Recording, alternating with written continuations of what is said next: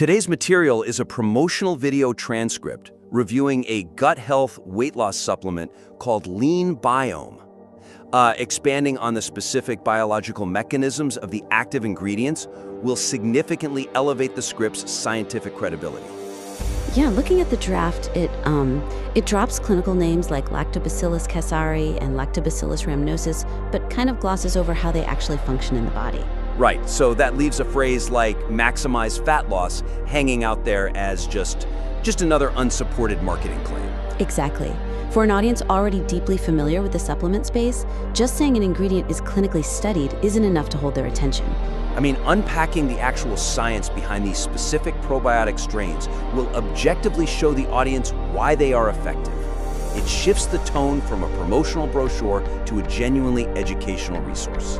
So what if we looked at it from the perspective of direct physiological impact? The writer could add a brief, punchy sentence explaining how Lactobacillus Gasseri specifically targets and reduces visceral fat accumulation around the organs. Or they could detail how rebalancing the microbiome lowers the exact type of systematic inflammation associated with stubborn weight retention. Taking a moment to explain the why transforms the generic pitch into a fact-based argument. Oh, it really does. Anticipating and directly addressing viewer skepticism builds deeper trust than solely focusing on positive, idealized transformations. Definitely. Right now, the text relies heavily on hype words like game changer and amazing transformations.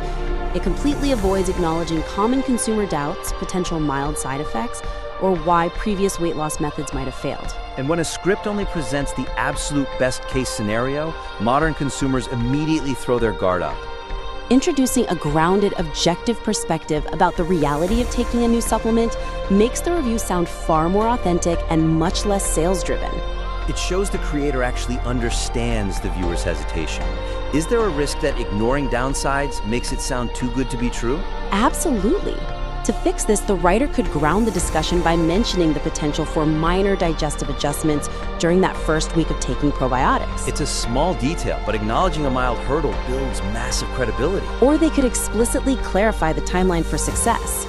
The script mentions 90 to 180 days for sustained results, so framing it clearly as not being an overnight magic pill instantly disarms a skeptical audience. Right, unless this probiotic was formulated at Hogwarts, viewers know, there's no instant fix. Radical transparency is an incredibly powerful tool here. Restructuring the opening to prioritize informational value over purchase warnings will drastically improve initial viewer engagement. Leading the script with scam alerts and immediately pointing to a purchase link makes the opening feel highly transactional. It risks alienating viewers who initially tuned in expecting an educational review. They haven't even learned what the product does yet, and they're already being warned about where to buy it. Hooking the audience with the core problem and the scientific solution first, and shifting those logistical purchasing warnings to the midpoint or conclusion establishes immense value before asking for a commitment. The author could start directly with a strong hook about slow metabolism and its hidden connection to gut health. Once they build up the value of introducing these lean bacteria strains, the only buy from the official website warning serves as a natural transition right into the final call to action. That flow is so much more logical. It turns a rigid sales pitch into an investigative, value-first narrative. To quickly recap our core actionable suggestions for today's critique, deepen the scientific explanation of the probiotics to build authority, integrate constructive skepticism to foster audience trust, and restructure the opening to prioritize educational value over sales links. We'd love to see how these adjustments elevate the final piece. Please revise your text and submit it back into the critique for further feedback.